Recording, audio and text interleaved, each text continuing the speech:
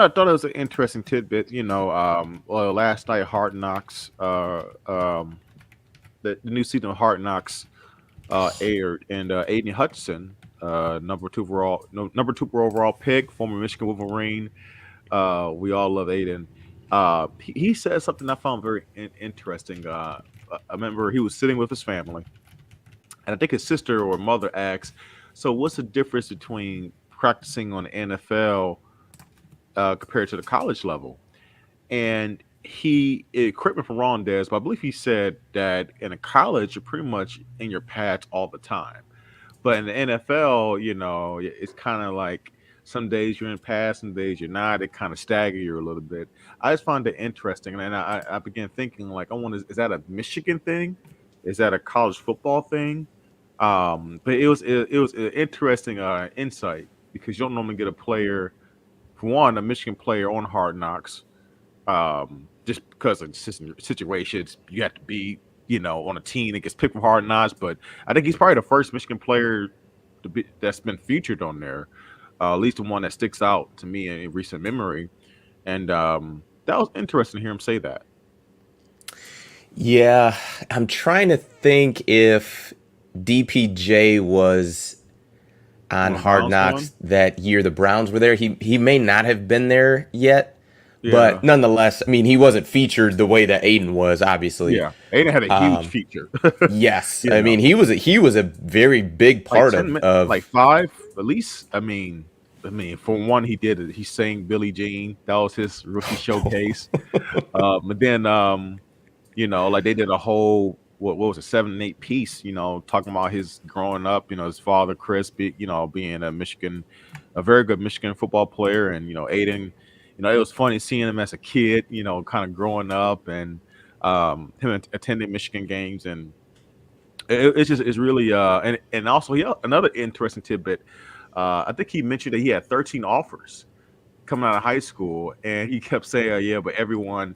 He basically, I would have had more, but everyone knew I was going to Michigan, because my dad, and that was also an interesting thing as well. Now I know it's uh, a little bit special because, well, maybe not, because you know what? I mean, couldn't you say the same thing about CJ Carr? His grandfather was a legendary head coach. So I thought that was interesting. Like, yeah, we know your dad. I'm sure. Yeah, I'm sure it made a big deal because your dad was a former player there. But hey, man, apparently, like blood doesn't matter. And every situation is different. But it was really great to see him on there. He seems to be having a smooth transition thus far to the NFL, which we all would love to see. And definitely like had like some connections back to U of M. I thought it was funny that he mentioned that I just had 13 offers, as if that is an insignificant Right. amount of Yeah. I, offers. I just only had 13. It's like, dude. Yeah, only 13, not that many. It's like Yeah. that. I mean, maybe in the grand scheme, it's not a huge deal, but I just found that funny. And maybe, obviously, when you're talking to NFL talent, like most of those guys probably did have, 20, 22, 30 plus offers because obviously their potential was pretty high up. And he was kind of throwing a little bit of shade to his teammate who was in the ice tub next to him, that he went to Memphis, and he's like, "Man, why'd you pick Memphis?" And I can't remember the guy's name, but he had said that I think he said he had a Michigan offer, and Aiden's like, "And you went to Memphis?"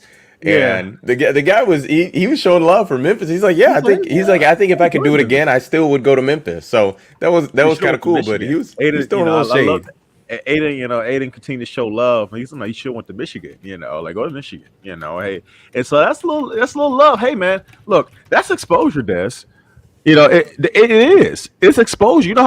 How many kids? I mean, how many kids you think are potentially watching the Hard Knocks? A Like, lot. and you don't think that matters a little bit? Seeing this guy on Hard Knocks, number two overall pick, he's pumping up Michigan and stuff like that. You just never know, you know. So it's I'm just saying, dude. Like I found that pretty pretty cool. Yeah, and the Billie Jean was terrific. I think the coolest part of it was how he started off and messed up and was able to kind of get his bearings back, kind of reset, regroup, and then by the end of it, I mean, he's dancing, yet everybody's singing. That was one of the coolest, rookie songs that I've seen in quite a while on Hard Knocks.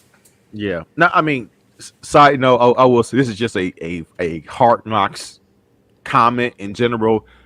To me, the best rookie Hard Knocks thing ever was the very first Hard Knocks. I think the player name is Tim Johnson.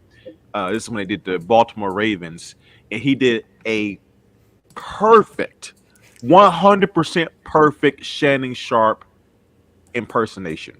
If you have not seen this, you need to see it. Like it was perfection. Like I swear, if you close your eyes, you would have swore that was Shannon Sharp talking. Like it was that good. Am I overselling this? Not at all. I would say you're actually underselling it. It was amazing. That was that was It unreal. was great.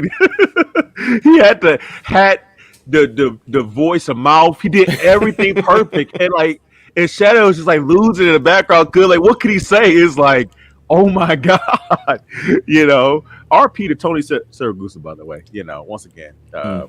to the goose. Anyway, but no, there's back to Michigan. You know, like it's fun to see. I mean, Hard Knocks being back is another reminder that football is really, really close. NFL teams are in training camp, and so college teams. So I mean, what are we 3 weeks away?